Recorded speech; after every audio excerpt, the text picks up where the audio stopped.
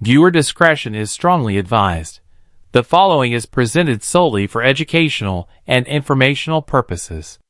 What you are about to hear is the verbatim federal courtroom testimony from the ongoing trial of Sean Diddy Combs, as reported by Inner City Press.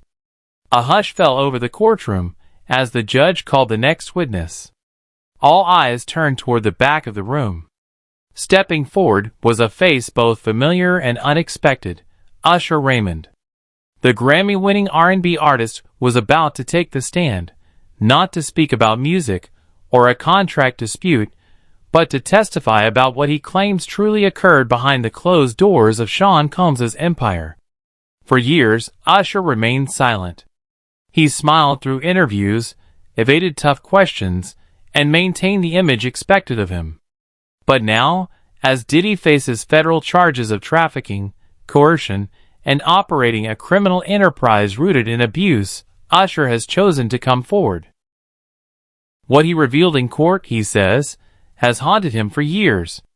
From his earliest experiences under Diddy's mentorship at the age of 14, to the disturbing realizations that came with adulthood, his testimony offers a rare and troubling glimpse into the entertainment industry's hidden corners. According to Usher, the journey began when his mother told him he would be moving to New York to live with Diddy. He was just 14, a rising star fresh off the release of his debut album. The arrangement had been orchestrated by music executive L.A. Reid, who believed that close proximity to Diddy would accelerate Usher's development and career. What unfolded next, according to Usher's testimony, would alter the course of his life, and perhaps the future of the music industry. The next part of Usher's testimony focused on how his perception of Sean Diddy Combs was forever altered, and how the warnings he needed never came. "No one told me," Usher said. "Not my label, not my mother, not the people in the industry who already knew what Diddy's world really looked like." To the outside world, Usher explained, Diddy was seen as eccentric, a larger-than-life figure in music. But behind the scenes, it was different. "They didn't realize the kind of control he had over people," Usher said. "It was quiet, but absolute. If he didn't like you, your career stalled. If he did like you, your silence became part of the arrangement." Usher testified that he was not alone. There were others, young artists, like himself, drawn in with promises of success, then slowly pulled deeper into Diddy's inner circle in ways they didn't fully comprehend at the time. Though he didn't name anyone directly, he suggested more individuals might eventually come forward. "There were people around us who knew," he said. "Assistants, drivers, other musicians. Everyone acted like it was normal. But deep down they knew. The adults failed us."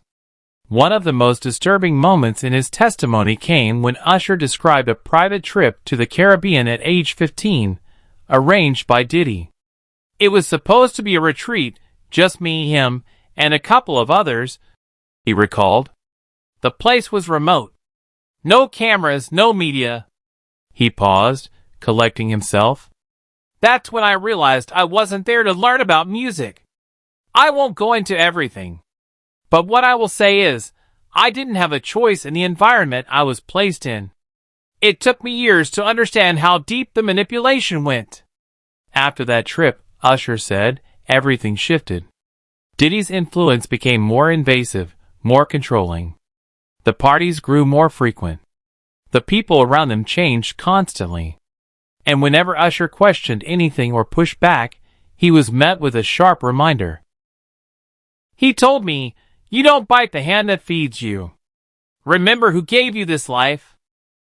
Usher concluded that portion of his testimony with a direct, unwavering stare at Sean Diddy Combs. "You didn't give me this life," he said. "You gave me nightmares." What followed was perhaps the most stunning part of Usher's time on the stand. He described being presented with a contract at just 16 years old, one that included a confidentiality clause disguised as a standard non-disclosure agreement meant to protect Bad Boy Records' internal affairs. "At the time, I didn't even know what half the words meant, Usher told the court.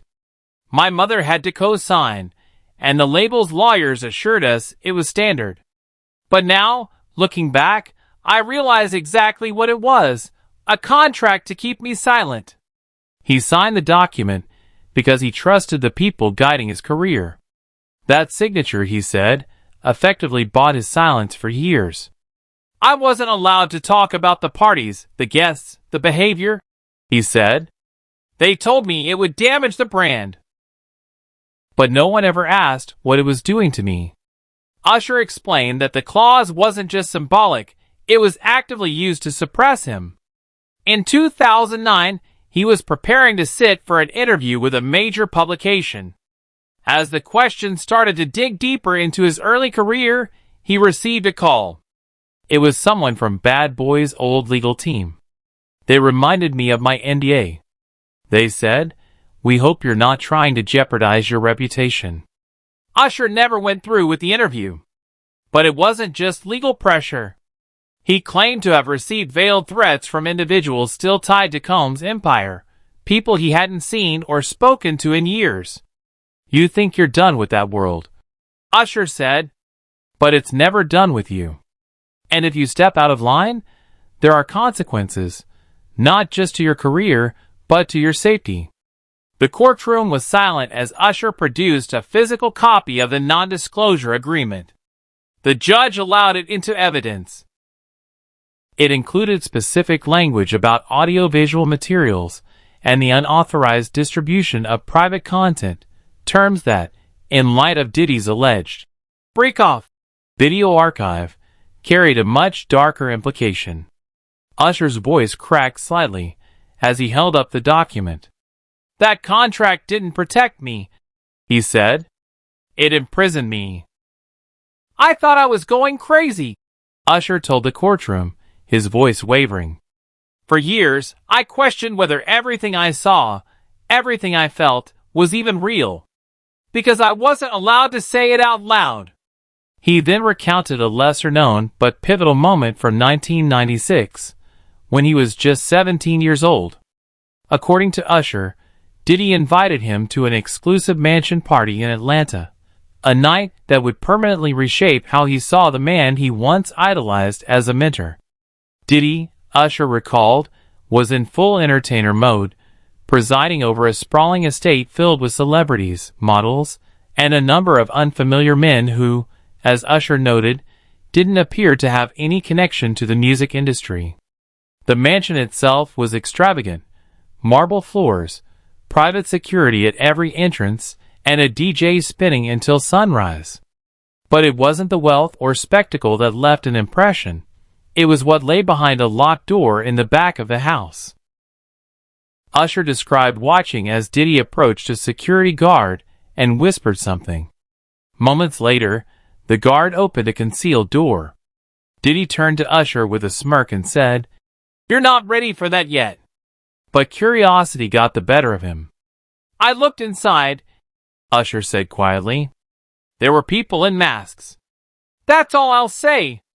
He paused, clearly shaken even decades later. I didn't understand what I was looking at then.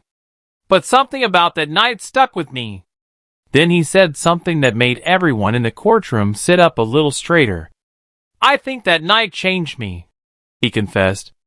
I saw things I still can't explain. I don't know if it was legal, but I know it wasn't right. I know it wasn't right, Usher said firmly. Then, from the witness stand, he held up a few photocopied pages, entries from a personal journal he began keeping in 1998. At first, he explained, the journal was simply a creative outlet for lyrics and scattered thoughts.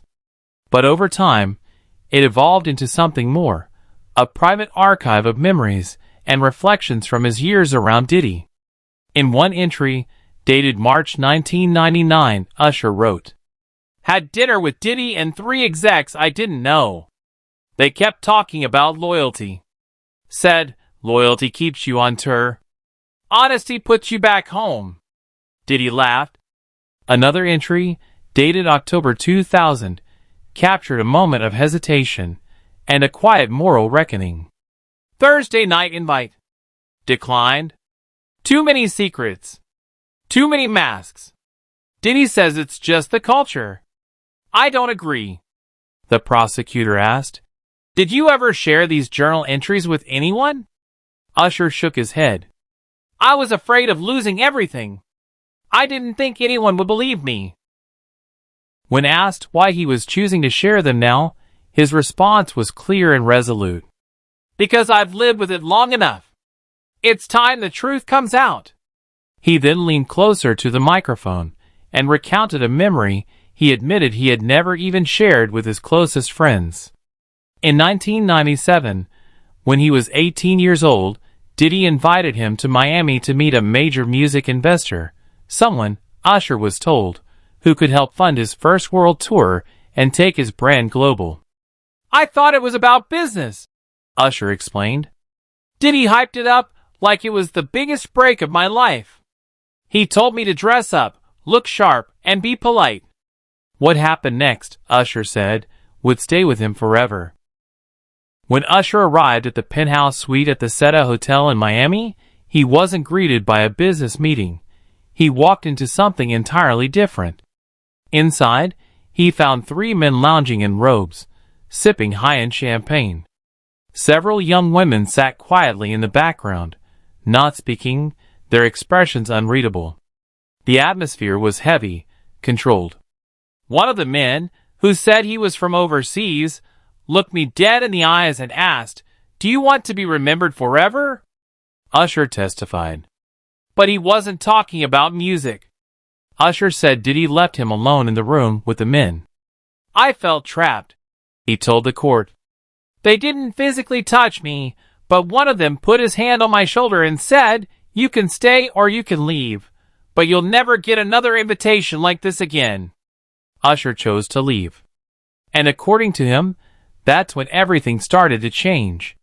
Shortly after, he was removed from a major tour opportunity, and a prominent producer, who had previously shown strong interest in working with him, suddenly pulled out. No one ever said it was because I left that suite, Usher explained. But after that night, doors that had always been open suddenly closed. He went on to describe a disturbing incident that occurred a few weeks later. Diddy, laughing, showed him a clip on a handheld camera. It was footage of another young artist, Usher said. He was doing something I know, he wouldn't have agreed to unless someone pressured him. The courtroom fell quiet. Did Diddy threaten you? The attorney asked. Usher paused. He didn't have to. The people around him did. They didn't use words. They used silence. They used exile. Usher looked down before continuing. That's when I understood fame in Diddy's world wasn't about talent. It was about submission. That's how you stayed famous. As the courtroom lights dimmed slightly and cameras focused on his face, Usher's tone shifted. It became deeply personal. This is the hardest part, he said, his voice low. Because this next part, it's not about me anymore. He began to speak about someone the world knows well, Justin Bieber. Usher had been instrumental in launching the pop star's career, personally discovering him, co-signing his talent, and mentoring him through his early rise to stardom. In the beginning, it was all positive, Usher said. I wanted to be the big brother I never had. But then, according to Usher, Diddy entered the picture. Diddy began inviting Justin Bieber to exclusive gatherings he referred to as Flavor Camp, the same phrase he had used with Usher years earlier. Bieber was just 15 at the time. They were treating him like a grown man, Usher said, visibly emotional. In one chilling moment from 2011, Usher recalled getting a late-night phone call from Bieber. He didn't say anything at first. I just heard him breathing. Then he finally said, I want to come home. Concerned, Usher and his team tried to locate him. Bieber went silent for 2 days. When they finally reunited, Bieber wouldn't meet Usher's eyes. All he said was, it's fine. I'm good now. But he wasn't, Usher testified. He then described confronting Diddy directly. I asked him, "What are you doing to these kids?" Usher told the courtroom. According to Usher, Diddy chuckled and replied, "Same thing they did to me. It's how the game works." That was the last serious conversation I had with him, Usher said. After that, I stepped back. I didn't want my name tied to it. But watching what happened to Justin, I couldn't stay silent anymore. He also revealed, for the first time, that in 2018, he received a threatening phone call from an unknown number.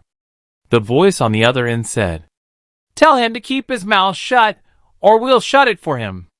When asked who he believed was behind the call, Usher looked directly at the defense table and said, "I think you know."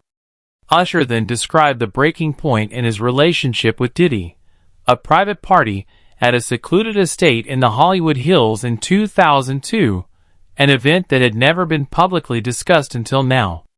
He testified that he had been invited under the pretense of meeting a new European producer. But when I got there were no producers, no execs, just dim lighting, security at every door, and this feeling like something was very wrong.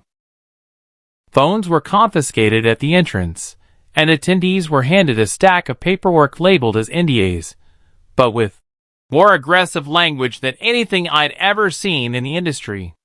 It didn't feel like a party, Usher said. It felt like a rite of passage, but for what, I couldn't say.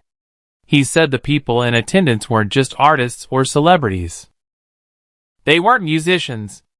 They weren't executives. They were just observers. Usher said he recognized several famous faces, some not publicly linked to Diddy, but declined to name them on the record, hinting, "If this trial continues, others will come forward." The most harrowing moment of the night came when Usher tried to leave early.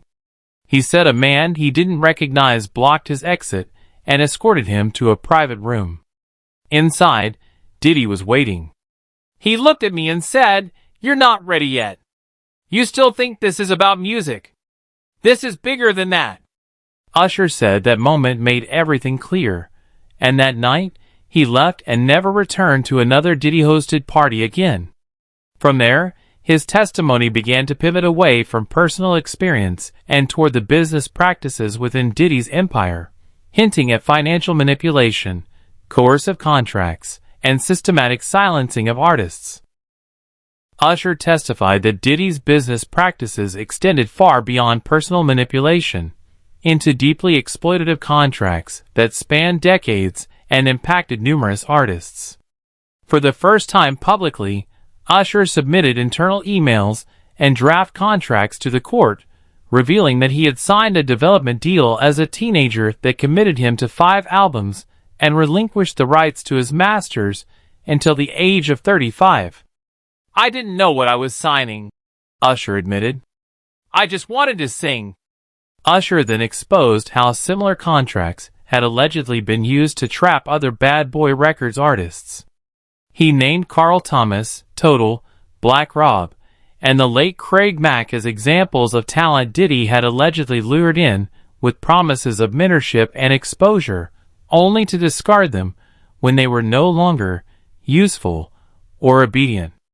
He'd pull you close, make you feel chosen, and then drop you when you stopped saying yes, Usher testified.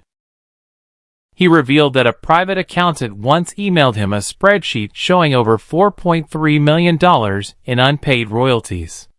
When Usher brought the matter to Diddy, he claims the mogul laughed and said, "If you knew what was really owed to you, you wouldn't sleep at night." According to court documents, multiple artists accepted settlements in silence, some accepting minimal payments just to regain the rights to perform under their own names or use their original songs. One of the most explosive revelations came when Usher disclosed that, in 2011, he had attempted to organize a secret meeting of former Bad Boy artists to discuss their collective grievances and explore legal options.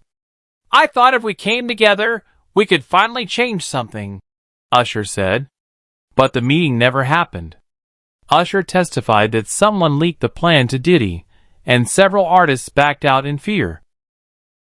Even more disturbing was Usher's account of a young artist who had threatened to speak out, only for Diddy to allegedly order the destruction of that artist's demo tapes and private footage. "That artist has since disappeared from public life," Usher said solemnly. "I don't know where he is. Nobody does. But I remember his voice. And I remember he was scared."